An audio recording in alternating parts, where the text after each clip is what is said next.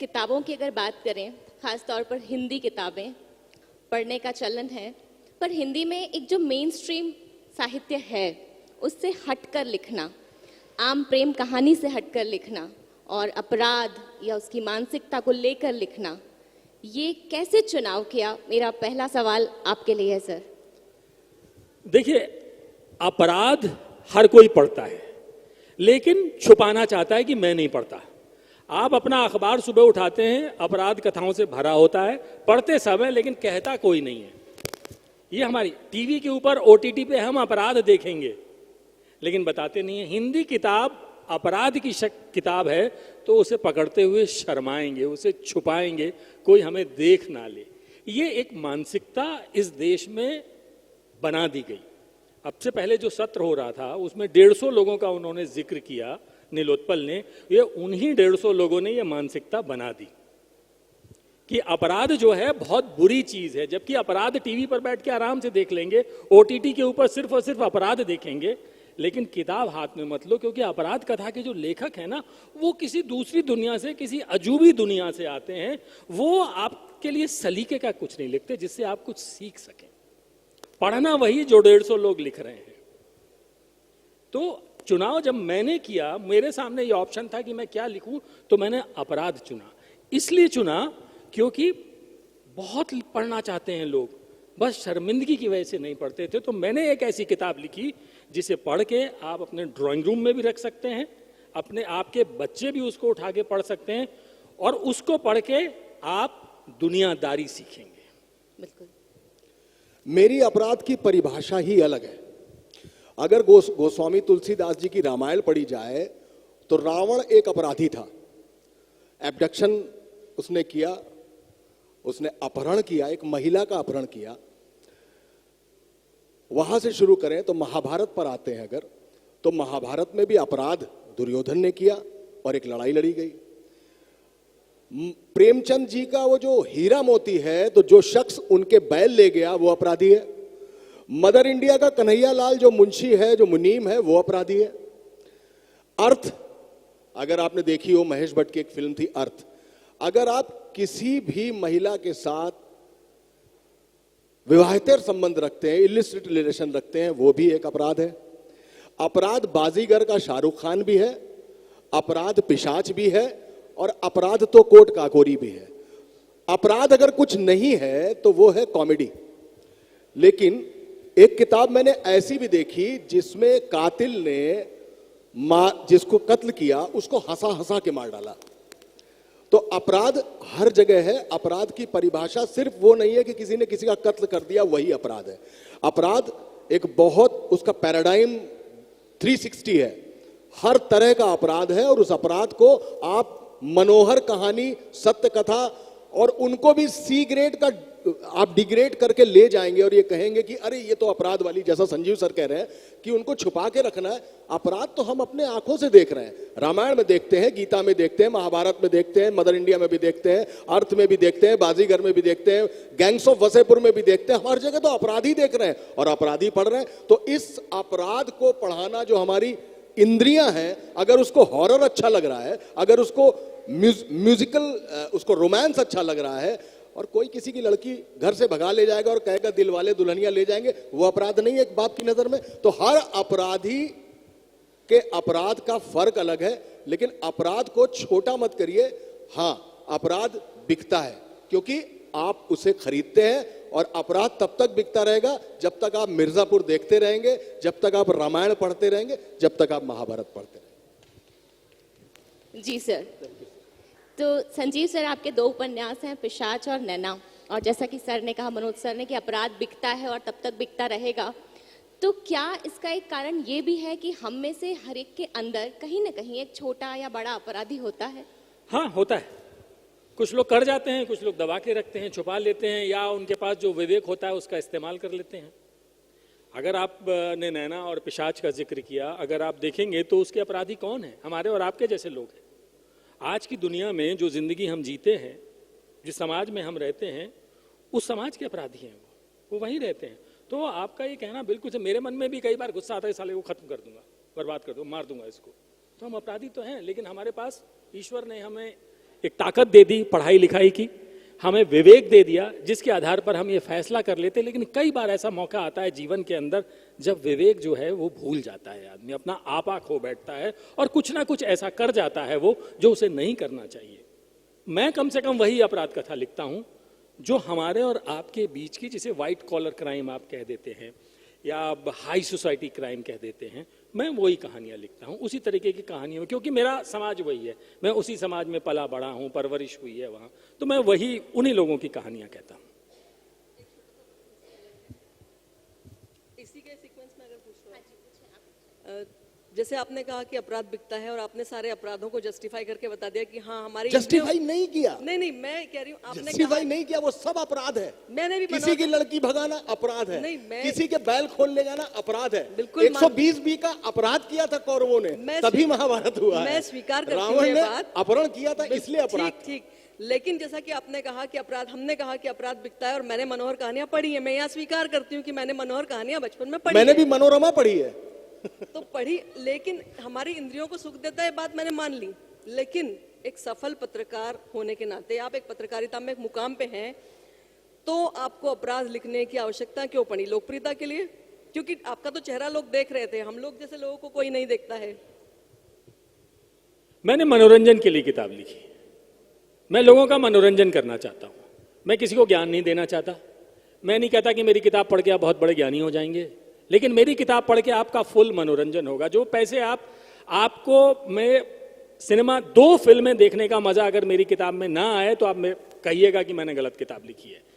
OTT पूरी series, अगर आपने 10 एपिसोड की ओटीटी सीरीज का मजा उस किताब में ना आए तब आप कहिएगा मैंने घटिया किताब लिखी है। मेरी दोनों किताबों के अंदर आपको 2-2 ओटीटी सीरीज का मजा आएगा, 4 फिल्मों का मजा आएगा, क्योंकि मैं ज्ञान के लिए नहीं लिखता। आपके पास ज्ञान के लिए हजारों साधन है, मैं सिर्फ और सिर्फ मनोरंजन के लिए किताब लिखता हूं। मेरे किताबों से आपका मनोरंजन होगा और एक नई दुनिया के दरवाजे खुलेंगे, एक ऐसी दुनिया के जिसके बारे में आपने बाहर से तो बहुत देखा है लेकिन अंदर से उसको आप नहीं जानते हैं।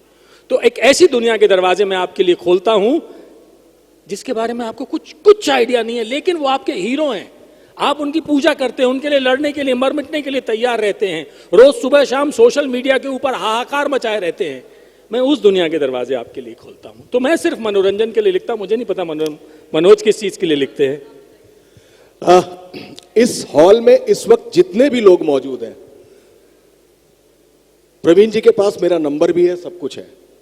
मैं हर उस व्यक्ति को आमंत्रण देता हूं कि आप कोड काकोरी खरीदिए, पहले से लेकर और आखिरी पन्ने तक हंसते हंसते लोटपोट ना हो जाइएगा, तो बताइएगा, सबको मुफ्त किताब दूंगा, मैं सबको मुफ्त किताब की दूंगा। सर मेरा अगला बिल्कुल साफ तौर पर कह रहा हूं, सबको मुफ्त दूंगा। पहले पन्ने से और आखिरी पन्ने तक आप हंसते हंसते लोटपोट हो जाएंगे। लेकिन हां, मेरी किताब अपराध पर है और वो अपराध आपको देखने को मिलेगा, वो जस्टिफाई नहीं होगा, वो बताएगा कि ये अपराध हुआ क्यों। लेकिन फिर वही चैलेंज, एक एक व्यक्ति को मुफ्त किताब दूंगा अगर आप हंसते हुए लोटपोट नहीं होते। अब एक और सवाल इसी से जुड़ा हुआ है, क्योंकि लोकप्रियता का प्रश्न मैंने ही उठाया है, तो मैं आपके टाइटल के ऊपर एक बार फिर से प्रश्न उठाती हूँ कि काकोरी क्यों लोकप्रिय होने के नाते, या पीरियोडिक चीजें ज्यादा पॉपुलर होती हैं, या इस कालखंड में हम जब बात कर रहे हैं तब इसी तरह के नाम लेने से हम ज्यादा लोकप्रिय होंगे? देखिए, 1921 में नवाब काजिम ने हरकोर्ट बटलर को, थोड़ा 1 मिनट का समय लूंगा, हरकोर्ट बटलर जो गवर्नर थे उनको डिनर पर बुलाया, कबाब बनाए गए। कबाब जब खाए गए तो वो बहुत सख्त थे, वो डिनर छोड़कर चले गए। नवाब काजिम ने अपने रकाबदारों को, रकाबदार मतलब जो रेसिपिस्ट होते हैं, जो रेसिपी बनाते हैं, उनसे कहा ऐसा कबाब बनाओ जो मुंह में रखते ही घुल जाए। तब पता लगा कि जो कबाब बनते थे उसमें कीमे के साथ उड़द की दाल मिलाई जाती थी। बहुत सारी साइंस हुई, बहुत सारा खोज हुआ, तो उड़द की दाल को पता लगा वो सख्त करती है। वो उड़द की दाल किनारे की गई और उसमें पपीता मिला दिया गया, वो गिलावट कबाब हो गया और वो 1921 में कहलाया काकोरी कबाब। मेडिसन स्क्वायर जाइए, दुबई जाइए, शारजाह जाइए, नॉर्थ ईस्ट चले जाइए, देश के किसी भी कोने में चले जाइए, आपको 5 स्टार मेन्यू से लेकर 7 स्टार मेन्यू से लेकर रेडी वाले तक काकोरी कबाब मिलेगा। लेकिन ये जनरेशन नहीं जानती कि काकोरी कबाब है क्या। उसी काकोरी में 1925 में एक कांड हुआ, जो चंद्रशेखर आजाद ने हिंदुस्तान रिपब्लिकन एसोसिएशन बनाई और अंग्रेजों का 8,000 रुपए का खजाना लूटा, इसलिए ताकि वो अंग्रेजों के खिलाफ बारूद उगलने वाले हथियार खरीद सके। ये वही काकोरी है जो नॉर्थ इंडिया का सबसे बड़ा क्रैकर सप्लायर है, पटाखा। ये वही काकोरी है जो पूरे विश्व का सबसे बड़ा चिकनकारी वाला जो कपड़ा है वो सप्लाई करता है। ये वो काकोरी है जहां के दशहरी आम आप खाते हैं और पूरी दुनिया खाती है। ये वही काकोरी है, मंगल ग्रह पर एक क्रेटर है जिसका नाम काकोरी है। उस काकोरी को सामने रखकर मैंने 1921, 1925 छोड़ते हुए 2021 की एक कहानी लिखी और मेरा कैरेक्टर है, विलन है, उसका नाम है अशफाक उल्लाह बिस्मिल। अशफाक उल्लाह खां और राम प्रसाद बिस्मिल को काकोरी कांड में फांसी की सजा दी गई थी। उस इंस्पेक्टर का नाम ही अशफाक उल्लाह बिस्मिल है और वो पिक्चर की बात करता है, फेसबुक की बात करता है, इंस्टाग्राम की बात करता है, वो सोशल मीडिया की बात करता है। और आप जब सुनेंगे उसको तो हंसते हंसते लोटपोट आ जाएंगे। लेकिन हां, इसमें हर बार एक अपराध होता है। कभी चंद्रशेखर आजाद का माउजर मिलता है, कभी हिंदुस्तान रिपब्लिकन एसोसिएशन का बैनर मिलता है, कभी वो विक्टोरियन कॉइन्स मिलते हैं जो 1925 में लूटे गए थे।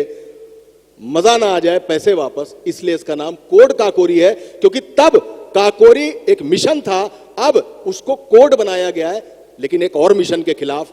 वो मिशन क्या है, इसके लिए तो किताब पढ़नी पड़ेगी। जैसा कि संजीव सर ने कहा कि आप अपनी लेखन के माध्यम से हम सब पाठकों के लिए एक ऐसे दरवाजे खोलते हैं जिनसे हम अनजान हैं। तो क्योंकि आप दोनों पत्रकारिता की पृष्ठभूमि से हैं, तो क्या, और यहाँ बहुत सारे पत्रकार मौजूद होंगे, मैम भी पत्रकारिता और जनसंचार की एचओडी हैं, तो क्या पत्रकारिता के क्षेत्र में भी अपराध आपने देखा है? सर एक सेकेंड, सर मेरे 15 साल तक बॉस रहे हैं, कट टू कट बात करते हैं और खबर समझ में आई ऑन एयर। मैंने सर को लिखते देखने के बाद लिखना शुरू किया है, मैंने इनको देखकर लिखा है। तो प्लीज सर अब बताइए। नहीं, अब पत्रकारिता के अंदर अपराध की बात आपने सीधा सवाल किया मैंने आपसे। देखिए, पत्रकारिता के अंदर उस तरीके के क्या अपराध होंगे? अभी तक किसी का मर्डर तो हुआ नहीं, मतलब मेन लाइन में छोटे मोटे मर्डर तो होते नैना रहते हैं। जो कैरेक्टर है अब नैना की बात करें, हाँ अब आ जाते हैं नॉवल पे, आप उपन्यास पे आ गए, हम पत्रकारिता से बाहर आ गए। पर क्योंकि उपन्यास जो है, जैसे मैं कहूँ, मैं जिस पृष्ठभूमि से हूँ, मैं जहाँ पली बढ़ी हूँ, मैं जहाँ काम करती हूँ, वो पूरा माहौल मुझे प्रभावित करता है, तो मेरे लेखन में भी कहीं ना कहीं वो दिखेगा। तो क्योंकि आप पत्रकारिता से हैं, बड़े बड़े मीडिया हाउसेज में काम कर चुके हैं, तो क्या ये कहानी कहीं ना कहीं उससे प्रभावित है? ऑब्वियसली पत्रकारिता से तो प्रभावित है ही, इसीलिए पत्रकारिता को, उसकी पृष्ठभूमि पूरी पत्रकारिता ही है उसके अंदर। नैना अगर उपन्यास देखे तो नैना उपन्यास में सारी घटनाएं जो हैं वो न्यूज़ चैनल के अंदर हो रही हैं, रिलेशनशिप बिल्ड न्यूज़ चैनल के अंदर हो रही हैं। हम जब न्यूज़ चैनल में काम करते हैं तो हमारा काम सिर्फ इतना नहीं होता कि हम एक ऑफिस में गए और बाहर निकल के आ गए, क्योंकि वो एक बहुत इंटेंस काम है। इमोशनली हम इन्वॉल्व होते हैं, क्योंकि 8 घंटे की नौकरी नहीं होती हमारी नौकरी 12 घंटे की, 14 घंटे की, 15 घंटे की होती है। हम एक दूसरे के साथ लगातार काम करते रहते, तो ऑब्वियसली जब आप इतना मिल के काम करेंगे वह रिलेशनशिप डेवलप होती है, और ह्यूमन नेचर है, जिसके साथ आप काम करते हैं तो आपकी भावनाएं उनके साथ जुड़ती रहती हैं। मैं जब देखता था कि न्यूज़ चैनल को टीवी वाले कैसे दिखा रहे हैं, जब फिल्में बनती हैं या ओटीटी पे तो बहुत ख़राब दिखाते हैं। अभी आपने एक नई सीरीज़ आई है वो देखी होगी, वो ऑथेंटिक न्यूज़ रूम नहीं है, उन्होंने उसको एंकर ज़रूर बना दिया, जिस तरीके की बातें हो रही हैं उसके अंदर वैसा होता नहीं है। लेकिन इसलिए मुझे था कि जब मुझे उपन्यास लिखना था, और उपन्यास लिखने की कोशिश मैं कई साल से कर रहा था, लेकिन मैं मुकम्मल नहीं कर पा रहा था उसको। एक दिन मुझे बैठे बैठे आइडिया आया था एक एंकर को देखते हुए, क्योंकि वो एंकर उस दिन उस पल बहुत चर्चा में थी, अपने किसी एक ट्वीट को लेके, और पूरा घमासान मचा हुआ था ट्विटर के ऊपर, फेसबुक पे, सोशल मीडिया पर। तो मेरे दिमाग में यह आइडिया आया वहां बैठे बैठे, अगर इस एंकर का मर्डर आज हो जाता है तो क्या होगा इस देश के अंदर। वहां उस एक आइडिया से मैंने उसको लिखना शुरू किया, और वो किस्मत की बात है। लेखन की दुनिया में कहा जाता है कि हर पुस्तक अपनी किस्मत लेके आती है, वो लेखक से खुद ब खुद पूरी करा लेती है। वो लेखक चाहे कितनी ही कोशिश उसको मारने की करे, लेकिन वो होता नहीं है और वो पुस्तक बन जाती है। तो नैना उस एक आइडिया से, उस एक एंकर की नज़र पड़ते हुए, क्योंकि वो उस दिन इतनी कंट्रोवर्शियल थी, मेरे दिमाग में एक आइडिया आया था, मैंने लिख दिया। और जो कहानी है वो मेरे 30 साल के करियर का निचोड़ है, जिसमें तरह तरह के लोग देखे मैंने, उसमें मैं भी शामिल। लोग मुझसे पूछते हैं कि आप कौन सा कैरेक्टर है उसके अंदर, तो मैं कहता हूँ सारे कैरेक्टर में मैं ही हूँ, ऐसे समझ लो, क्योंकि मैंने तमाम तरीके के रोल अपनी जिंदगी में निभाए हैं। ये बचने वाला जवाब तो नहीं होता आपका कि देखिए, आप वहां के नाम छुपा जाए? देखिए मेरे साथ ये हुआ, जब नैना आई थी तो हर किसी ने मुझसे जानने की कोशिश की कि जितने किरदार हैं कौन है, और सारे न्यूज रूम में इस बात को लेके बहुत ज्यादा चर्चा थी कि किसके ऊपर लिखा गया है ये उपन्यास। तो जो भी उपन्यास पढ़ता है सब अपने अपने कयास लगाते हैं। मनोज ने भी अपने कयास लगाए होंगे। बिल्कुल। राजीव जी वहां बैठे, उन्होंने भी अपने कयास लगाए हुए हैं। देखिए मेरी कहानी में तो एक पत्रकार ही है जिसका नाम है मुन्ना लाल पत्रकार। ये मुन्ना लाल पत्रकार मैं हूं। ये मुन्ना लाल पत्रकार कहता है कि अरे बॉसेस को क्या करना है, उनको तो हर वक्त हिंदुस्तान पाकिस्तान की खबर चाहिए, उनको तो हर वक्त हिंदू और मुसलमान को लड़ाने वाली खबर चाहिए, इसलिए हम ऐसी खबर काकोरी से देते हैं जो हेडलाइन बन जाती है। लेकिन वो मुन्ना लाल पत्रकार सच में वो पत्रकार है जो इस देश का पत्रकार है। आपको पता लगेगा कि उस पत्रकारिता में कितनी चीजें होती हैं, कितनी एग्जिगरेट की जाती हैं, कितनी उनको किस तरीके से उनको बड़ा बनाया जाता है। ये लौकी मत खाइएगा, जहरीली है आपकी लौकी। टहलने मत जाइएगा, कोहरे से पड़ता है दिल का दौरा। अरे हर चीज में आदमी को घर के अंदर बैठाल दो, हर चीज से वो डरने लगे। वो अपनी सेहत के बारे में सोचे तो भी डरना शुरू कर दे, हर अपराध से डरना शुरू कर दे। वो पत्रकार मुन्ना लाल पत्रकार उसको देखेगा। मेरे भी सारे कैरेक्टर, जैसे बॉस ने बताया, मेरे भी सारे कैरेक्टर हैं। चांद खुतरा, नसीम पपीते वाला, मुन्ना लाल पत्रकार, ये सब हमारे कैरेक्टर है। अशफाकुल्ला बिस्मिल मेरा कैरेक्टर है। दुर्गा शक्ति नागपाल मेरा एक कैरेक्टर है। एक तो कैरेक्टर आपके मध्य प्रदेश का है जिस पर कहानी आगे जाती है, लेकिन उनका नाम प्रज्ञा ठाकुर है। और वो प्रज्ञा ठाकुर हैं, उन्होंने इस बात पर ऐतराज जताया, और क्यों जताया ये किताब में है। लेकिन किताब फिक्शन है, पूरी कहानी है, लेकिन सब सच घटनाओं पर है पूरी तरीके से। तो कैरेक्टर्स जिसके 30 साल के पत्रकारिता के करियर में अगर आसपास कहानियां नहीं है तो वो पत्रकार बेकार है। जिसके 30 साल के करियर में आसपास कैरेक्टर्स नहीं है, ओरिजिनल कैरेक्टर्स नहीं है, तो उसकी 30 साल की पत्रकारिता बेकार है। कोई भी पत्रकार लेखक हो सकता है, लेकिन कोई लेखक पत्रकार नहीं हो सकता, ये तय है, ये बिल्कुल तय है। तो हाँ, सर ने भी पत्रकारिता से कैरेक्टर निकाले, मैंने भी निकाले, वही पत्रकारिता का। एक डिस्क्लेमर दे देता हूं, इन्होंने कोहरे और लौकी के बारे में जो कुछ भी कहा मैं उससे नाइत्तफाकी रखता हूं। मैं जर्नलिस्ट हूं, पत्रकार हूं, अभी जॉब कर रहा हूं, जॉब करते रहनी है मुझको। और दूसरी एक चीज और बता दूं मैं, मनोज ने कहा कि मध्य प्रदेश से उनकी किताब जुड़ी है। दरअसल मेरी नैना और पिशाच दोनों एमपी से जुड़ी हुई हैं। वो विदिशा की है, नैना वशिष्ठ जिसका कैरेक्टर का नाम है, वो विदिशा की है। रहने दीजिए उसको। जी, जैसे अभी आपने कुछ कैरेक्टर्स के नाम लिए, एक बार फिर से दोहरा दें जरा उनके नाम। पपीता और नसीम पपीते वाला, जी, चांद खुतरा, अशफाकुल्ला बिस्मिल, मुन्ना लाल पत्रकार, राबिया बसर, प्रज्ञा ठाकुर, ये सारे वो नाम है जो अनारकली जी, अनारकली भी है। ये सारे अंगद यादव, ये सारे कैरेक्टर्स आपको मिलेंगे और सब हंसाएंगे आपको। ये मैं यही पूछना चाह रही थी कि जब हम सस्पेंस थ्रिलर की बात करते हैं तो हमें ग्रे शेड्स देखने को मिलते हैं, डार्कर साइड देखने को मिलता है। आपकी कहानी, आपके उपन्यास में जो ये अतरंगी नाम है, इनके पीछे क्या खास वजह है? और ह्यूमर का उसमें इतना रोल आपने कैसे, क्योंकि वो डेफिनेटली एक राइटर के लिए ही संभव हो सकता है जब उसके अंदर वो होता है। देखिए मेरी कहानी में एक छोटा सा डायलॉग बता रहा हूं आपको, ज्यादा मैरी कॉम ना बनो, एक कंटाप मारेंगे तो बफरिंग वाले चक्के की तरह घूमने लगोगी। अब ये बफरिंग भी सबको मालूम है, मैरी कॉम भी सबको मालूम है, तो तुरंत यंग ब्लड कनेक्ट होता है आके। उससे दुर्गा शक्ति नागपाल कहती है, यार तू विलेन है, कौन है तू? तो कहता है हम गब्बर सिंह हैं क्या? नहीं गब्बर तो नहीं, शाकाल तो नहीं है, नहीं शाकाल भी नहीं है। अरे हम वो हैं गायतोंडे, जिसको कभी कभी लगता है कि वो भगवान है। तो उसका विकिपीडिया, हाँ एक मेरा कैरेक्टर विकिपीडिया भी है, जी जी जी, वो विकिपीडिया। वो कहता है साहब गायतोंडे को कभी कभी लगता था भगवान है, लेकिन आपको तो 100% हमेशा लगता है भगवान है। बोला नहीं, हम इनमें से कोई नहीं है, हम एवेंजर्स द एंड गेम वाले थेनोस हैं। क्योंकि थेनोस से बड़ा तो कोई विलन ही नहीं हुआ आज तक। तो ये डायलॉग्स हैं, ये कैरेक्टर्स हैं जो कनेक्ट करेंगे आपको। और इनसे दूसरी सवाल आपने क्या पूछा कि ये जो ह्यूमर है उसमें, ये आपने किस इंटेंशन से डाला है? बस बिल्कुल सही बात। मैं बिल्कुल थ्रिल ही लिख रहा था और थ्रिल मुझे बहुत अच्छा लगता है, सस्पेंस मुझे बहुत अच्छा लगता है। मुझे लगा कि सब लोग, चाहे अगाथा क्रिस्टी हो, उनकी मर्डर इन ए ट्रेन वो कहानी होगी, तो एक ट्रेन चल रही है उसमें एक मर्डर हो गया, लोकेशन चलायमान हो गई, चलायमान, उसमें आप ढूंढिए कातिल कौन। मैंने कहा नहीं, ऐसा कुछ करते हैं कि लोगों को हंसाते हैं।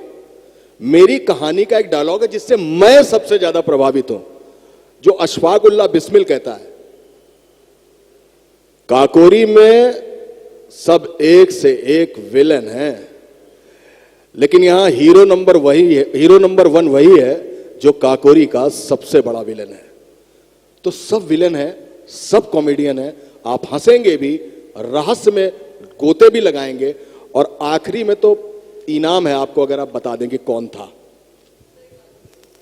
2-3 बातें, जैसे आपने जिस अदा से बात की है वो तो इलेक्ट्रॉनिक मीडिया साफ बता रहा है कि आप जी, हमने सुना भी है कि आप कई सारे टेलीविजन शोज में बतौर गायक भी पार्टिसिपेट कर चुके हैं। ये बात बहुत कम लोगों को यहाँ पता जी, मैं होगी। सारे गामा और क्लोजअप अंताक्षरी दोनों जीत चुका हूं। बधाई। तालियां, जोरदार तालियां। सर बस एक छोटी सी बात और कहनी थी, क्योंकि ये इंदौर लिटरेचर फेस्टिवल है और हम साहित्य की बात जब करते हैं तो हम भाषा की बात करते हैं। पत्रकार आप हैं, भाषा ईश्वर की दया से आपके पास बहुत अच्छी है, ये हम मान के चलते हैं। पर यहाँ पर एक अंतर है, विरोधाभासी है, माफ कीजिएगा, बुरा मत मानिएगा, क्योंकि हिंदी की और बड़ी बड़ी भाषाओं के विद्वान सामने बैठे हुए हैं, उनके सामने ऐसा बोलना धृष्टता है कि जो पत्रकारों की भाषा के बारे में उनकी कोई अच्छी राय नहीं है। आप भी बुरा न माने, लेकिन जब हम इलेक्ट्रॉनिक मीडिया की बात करते हैं तो भाषा का कहीं ना कहीं गिरा हुआ स्तर हमको देखने को मिलता है तुलनात्मक रूप से, जो कि प्रिंट में नहीं देखते हैं। लेकिन अब जब आप चूंकि साहित्यकार हैं, आप साहित्य की जगत में पदार्पण करते हैं, पुस्तक लेकर आते हैं, तो उस भाषा को क्या न्याय संगत रख पाते हैं? ये मेरा एक छोटा सा सवाल है। देखिए, हम दोनों टीवी वाले हैं, ठीक है। साहित्य पे मैं कोई टिप्पणी करना नहीं चाहूंगा, इसलिए क्योंकि मैं साहित्यकार नहीं हूं। नहीं, मैं नहीं आया हूं। मैं यही तो कह रहा हूं, मैं मनोरंजन के लिए किताबें लिखता हूं। मुझे खुद को साहित्यकार कहलाने का कोई शौक नहीं है, ठीक है ना। ये मेरा एक अपनी स्टैंडिंग है कि मैं साहित्य की दुनिया में नहीं जाना चाहता। वो जिम्मेदारी मैं अपने कंधों पर लेने के लिए तैयार नहीं हूं साहित्यकार की। मैं चाहता हूं जो लोग ओटीटी देखते हैं, जो लोग सिनेमा देखना पसंद करते हैं, वो मेरी किताबों को और मुझे पसंद करें। जो लोग साहित्य को देखते हैं वो साहित्य को देखें। मेरे को साहित्य पसंद करने वाले अगर पढ़ लेते हैं बहुत अच्छी बात है, उनकी कृपा है, लेकिन मैं उस दुनिया में जाना नहीं चाहता। नंबर 1, आपने कहा कि टीवी की भाषा खराब होती जा रही है। टीवी की भाषा मुझे नहीं लगता कि खराब होती जा रही है। क्यों? क्योंकि टीवी वो भाषा बोलता है जो इस देश के 130 करोड़ लोग बोलते हैं। टीवी साहित्यकारों की भाषा नहीं बोलता। साहित्यकार जिस तरीके से किताबें लिखते हैं वैसा आम आदमी नहीं बोलता। सड़क पे खोमचे वाला, बीड़ी बेचने वाला, सिगरेट बेचने वाला नहीं बोलता साहित्य की भाषा। अगर साहित्य की भाषा वो बोल रहा होता तो कम से कम साहित्यकारों की किताबें लाखों की तादाद में बिक रही होती, है ना। इसलिए हम कौन सी भाषा बोलते हैं? हम आम आदमी की भाषा बोलते हैं। और मैं किताब भी उसी आम आदमी की भाषा, उसी की जबान में लिखता हूं। तो टीवी की भाषा खराब नहीं हो रही है। टीवी आम आदमी को रिप्रेजेंट कर रहा है। और मैं उस पीढ़ी से आता हूं जिस पीढ़ी ने टीवी की शुरुआत में उसकी भाषा रची थी। जब 2000 में देश में पहला प्राइवेट हिंदी न्यूज चैनल 24 घंटे का शुरू हुआ था, जिसका नाम आज तक था, हमारे सामने ये चुनौती थी कि हम कौन सी जबान बोलेंगे। नहीं, मैं बुजुर्ग हुआ नहीं, लेकिन मेरा अनुभव बहुत ज्यादा हो गया है। तो इसलिए मैं कह रहा हूं हमारी जबान जो मैं आज बोल रहा हूं, ये जबान वही है। मैं उसी जबान में बात करता हूं और हमारे टीवी में हम उसी जबान में बात करते हैं। जी मनोज। जी सर, जैसे कि मैम ने सवाल उठाया और मैं कोट काकोरी की अगर बात करूं तो आपके जो डायलॉग्स हैं, जब भाषा की बात आती है तो जो आपके डायलॉग्स हैं उसमें सीधे ना कहते हुए कई जगह आपत्तिजनक भाषा हो सकती है, लेकिन उसको आपने बहुत ही आभासी भाषा में बताया है। जैसे एक मैंने डायलॉग आपके कोट काकोरी का सुना है कि तेरे कमोड में, तो इस तरीके से आपने इंगित किया है, सीधे नहीं बोला है। वो आपने भाषा का स्तर बचाने के लिए ही किया होगा? नहीं, मैंने भाषा का स्तर बचाने के लिए ऐसा नहीं किया। लेकिन मैंने ये जरूर पाया कि बहुत सारे ओटीटी प्लेटफॉर्म्स हों या तमाम सारी चीजें आ रही हों, उसमें गालियां कभी कभी बेवजह भी डाल दी जाती हैं। तो मैंने सोचा कि इसका क्या तरीका निकाला जाए कि गालियां दिखाई तो दें, सुनाई न दें। तो उसने कहा कि अबे तेरी रंगबाजी तेरी कमोड में घुसेड़ दूंगा। काम खत्म हो गया मेरा, मैंने गाली भी नहीं बकी और सब कुछ हो भी गया। उसने कहा कि मुन्ना लाल, तुम कुछ दिन यहां काकोरी में काम कर लो, फिर डीजीपी साहब से कह के तुमको किसी कायदे के चैनल में एंकर बनवाते हैं, क्योंकि तुम्हारे टैलेंट का काकोरी में शीघ्र पतन हो रहा है।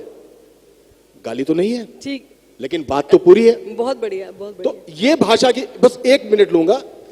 जो जनता मिर्जापुर पार्ट 2 का इंतजार एवेंजर्स द एंड गेम से ज्यादा कर रही हो, मैं उन यंग ब्लड की बात कर रहा हूं जो रील्स पर आ गए हों, जो इंस्टा पर अपने लगातार पोस्ट और स्टोरी शेयर करते हो, मैं उनसे कैसे कहूं कि आज मैं इंदौर विमानपत्तन पर उतरा, तत्पश्चात फिर मैं इस गांधी हाल की तरफ प्रस्थान कर पाया, बीच में मुझे त्रिचक्र वाहिनी मैं कैसे बोलूं?